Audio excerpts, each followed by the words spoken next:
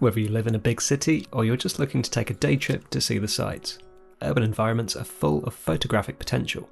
There's so much to point your Canon EOS mirrorless or DSLR camera at, it can be difficult to know where to start.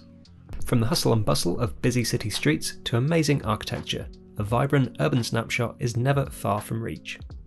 So this month I headed to the UK's capital city of London to run through 6 ways you can improve your street shots. It can be tricky to compose your shots in the wide open spaces of city centres, so be on the lookout for natural framing devices in your cityscapes, such as this bridge which helps frame the skyscrapers and guide the viewer's eye towards them. Travelling light certainly has its perks, so a full-size tripod isn't always the best solution.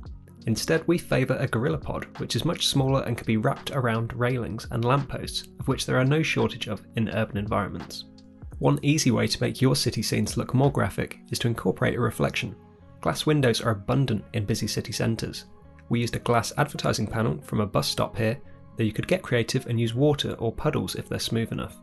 Frame up in your scene and use an exposure fast enough to freeze the location, yet slow enough to blur any people, cars or bikes as they pass through. Use aperture priority mode and set the ISO to 100.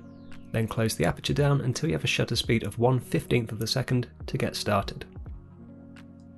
A zoom burst is a fun technique to try with an entry-level Canon EOS camera and a kit lens, such as an 18-55mm. To do it, use shutter priority mode and dial in an ISO of 100 with a shutter speed of 1/5 of a second.